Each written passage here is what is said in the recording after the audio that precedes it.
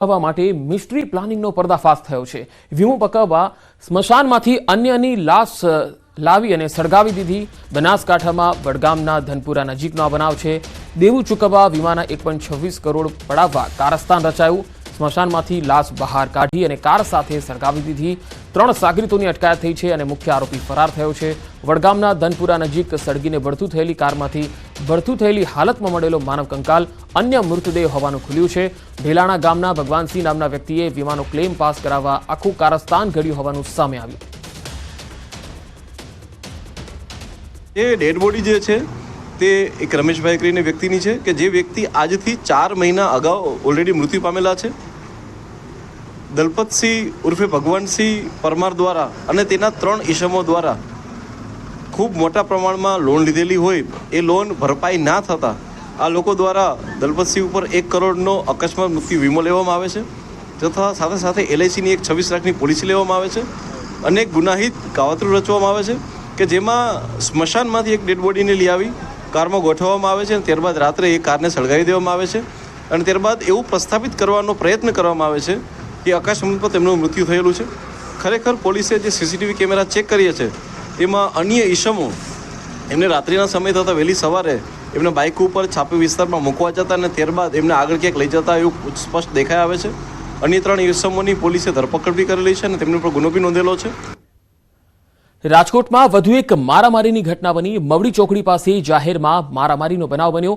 જાહેરમાં મારામારી થતા સ્થાનિકોના ટોળા એકત્ર થયા અને મારામારીનો વિડીયો વાયરલ થયો। મહત્વનું છે કે અગાઉ પણ રાજકોટ શહેરમાં મારામારીનો બનાવ સામે આવ્યો હતો। સવાલ એ ઉઠી રહ્યા છે કે શું અસામાજિક તત્વોને કાયદાનો ડર નથી રહ્યો? કાયદાનું પાલન કેમ નથી કરતા? શું પોલીસનો તેમને ભય નથી? આવા અનેક સવાલ ઉઠી રહ્યા છે।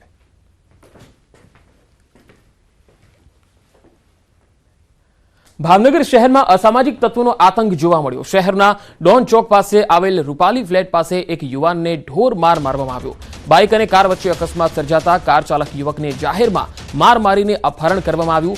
કાર ચાલક યુવાન સાથે સર્જાયેલા અકસ્માત બાદ 2 થી વધારે શખ્સોએ માર મારી યુવાનનું અપહરણ કર્યું।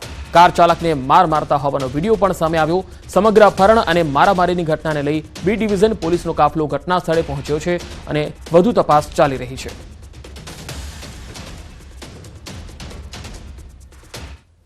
વલસાડમાં પત્નીના અનૈતિક સંબંધની શંકામાં પતિએ 2 મોપેડને આગ ચાંપી દીધી।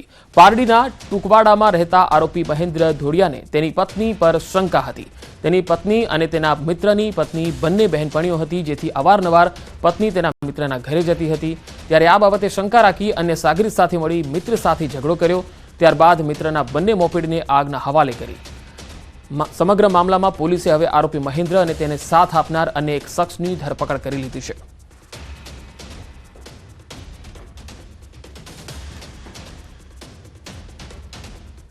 અને હવે વાત કડક ચેકિંગની।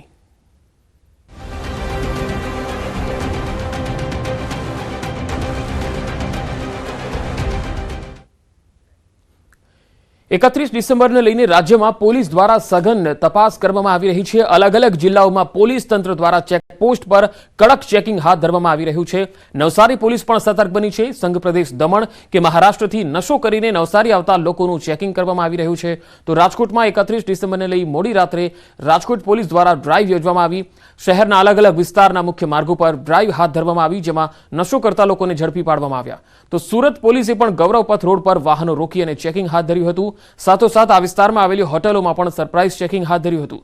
સુરતના વાઈ જંકશન ખાતે મોડી રાત્રે ગાડીઓ સાથે દારૂ પીને ડુમસ રોડ પર ફરવા નીકળેલા લોકોનું ચેકિંગ કરવામાં આવ્યું। આ તરફ વડોદરાના શિનોર 4 રસ્તા, વેગા, કરનેટ, ગોપાલપુરા, નાંદોદી, ભાગોળ સહિતના વિસ્તારોમાં પોલીસે ચેકિંગ હાથ ધર્યું હતું। ફિલ્મી સ્ટાઇલથી દારૂની ઘૂસણખોરીનો પ્રયાસ પોલીસે નિષ્ફળ બનાવ્યો।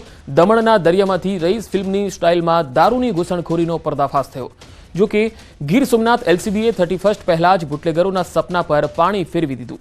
દરિયાઈ માર્ગે ફિશિંગ બોટમાં આવતો દારૂનો જથ્થો પોલીસે પકડી પાડ્યો। આ જથ્થો દમણથી ચોરવાડ તરફ જતો હતો।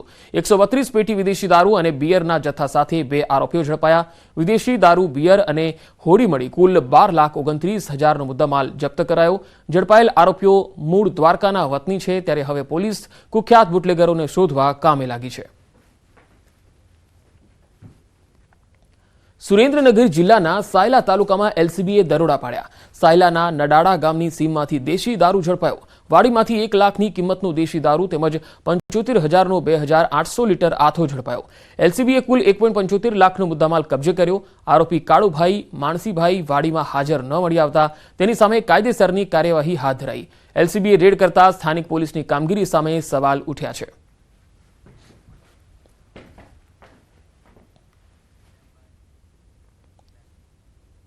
અને હવે વાત પોલીસ સ્ટાઇલની.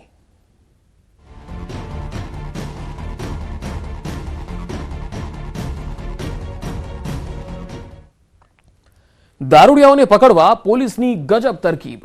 ઢીંગલી બનેલાઓને પકડવા ગજબ તરકીબ અપનાવી વડોદરા ડીસીપી અભય સોનીનો પ્રાયોગિક ધોરણે આ પ્રયાસ. રોડ પર સફેદ લાઇન પર ચલાવ્યા યુવકોને અને સફેદ લાઇનની બહાર પગ ગયો એટલે ભરાયો. અકોટા બ્રિજ પર અપનાવી અનોખી ટેકનિક. સફેદ લાઇનની બહાર પગ ગયો અને લથડિયા ખાઈ કોઈ ચાલે તો તેની કરવામાં આવી તપાસ. બ્રેથ એનાલાઇઝર મશીનથી ચેક કરી પીધેલાઓને પકડવામાં આવ્યા. ડીસીપી અભય સોનીની આ તરકીબથી દારૂડિયાઓ માથું ખંજવાળવા લાગ્યા. તો વડોદરામાં પોલીસે અનોખી સ્ટાઇલ અજમાવી હતી. જે પીધેલાઓ છે તેને પકડવા માટે એક જે રોડ પર એ સફેદ લાઇન છે તેના પર ચાલવા માટે કહ્યું, કારણ કે જે લોકો પીધેલા છે તેઓ આ લાઇન પર સીધી રીતે ચાલી શકતા નથી, લથડિયા ખાતા હોય છે. ड्रंक एंड ड्राइव का केस जो केसेस हैं वो हम ब्रेथेलाइज़र का यूज़ करते हैं. ब्रेथेलाइज़र में ब्लड अल्कोहल का क्या लेवल है, कितना प्रमाण है वो बताता है. इसके अलावा अगर ब्लड अल्कोहल का लेवल ड्रॉप हो जाता है और ब्रेथेलाइज़र अगर डिटेक्ट नहीं कर पा रहा है तो जो लो लेवल ऑफ कंसंट्रेशन है ब्लड में उसकी वजह से जो बैलेंस है वो नहीं बन पाता है. तो उसको ध्यान में रखते हुए बैलेंसिंग एक्ट का हम ये एक प्रीलिमिनरी एग्जामिनेशन के तरीके प्राथमिक चकासनी भागरूपे इनको चलाया गया, जिससे कि ये पता चलता है कि ये किसी तरीके के नशे के या एब्यूज़ के प्रभाव में है या नहीं. સુરતમાં 31ના દિવસે અસામાજિક તત્વોની શાન ઠેકાણે લાવવા સુરત પોલીસે અપનાવ્યો ફિલ્મી અંદાજ. સુરત શહેર પોલીસે સોશિયલ મીડિયા પર વિવિધ ફિલ્મોના નામ સાથે પોસ્ટ અપલોડ કરી. પોલીસે છેલ્લો દિવસ ચાલ જીવી લઈએ, ગ્રાન્ડ મસ્તી, એનિમલ, કમઠાણ અને ભલે પધાર્યા મૂવીના નામ સાથે અનોખી ફિલ્મી પોસ્ટ બનાવી.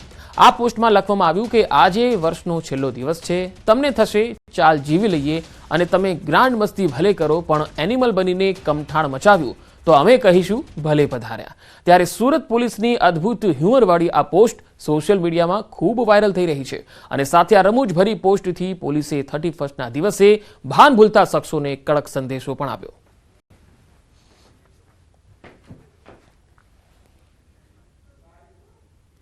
અને હવે વાત પીધેલાઓ માટેની.